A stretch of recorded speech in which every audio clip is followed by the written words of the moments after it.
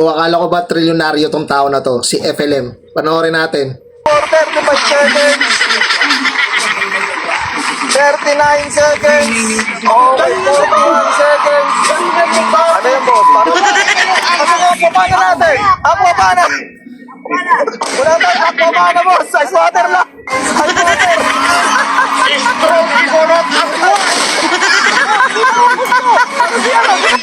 Four, five, six. Wala tayo aquapana, boss. Ice water lang. Ice water.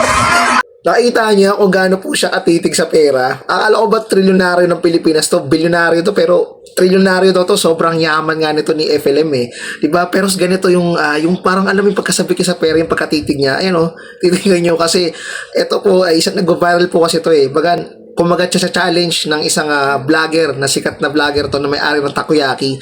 At ang pangalan ng takoyaki niya isang, syempre medyo weird pakinggan, medyo ano na, Taragis takoyaki, di ba? Tapos, sobrang anghang nito, mga ka-Triple R TV. So, kumagat dito si FLM or Norman Mangusin sa totoong buhay talaga to eh. Di ba? Yung nakikita niyo mga vlog to, marami. Pati nga si Senator Manny Pacquiao, si pambansang champion kamao. Ano to eh, tinabla nito eh, pati yung nanay nito eh. Grabe ho kaangas tong taon to. Tapos ganito lang. Diba, ang dami nagre-request sa akin ng mga katropa ko na i-content daw natin to si FLM. At actually, matagal na eh. Ngayon ko lang talaga na dahil medyo naka-away niya to si isang sikat na vlogger din na si MG, si Boss MG.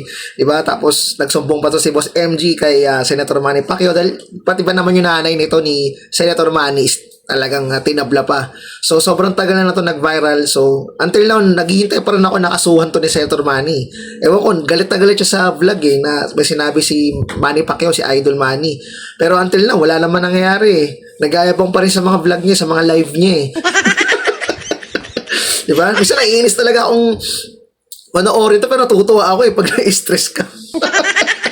Diba mga ka-Triple R TV? Ito si Norman, sikat eh. Sabihin natin, talagang famous talaga siya nung pandemic, di ba?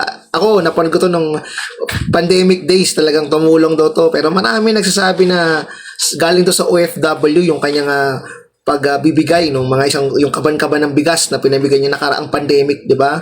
Mga ilang years nang nakakalipas, doon siya nag-trending eh. May nagkaso pero hindi naman nangyari. Pero nakulong to eh. Pero nakalaya din, pero ibang kaso yun eh.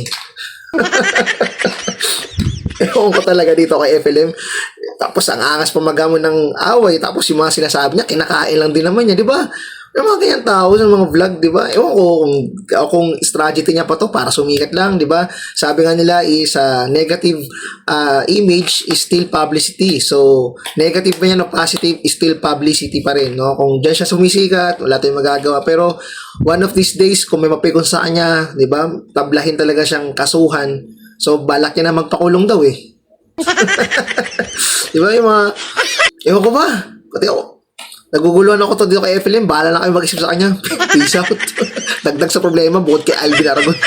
Peace out.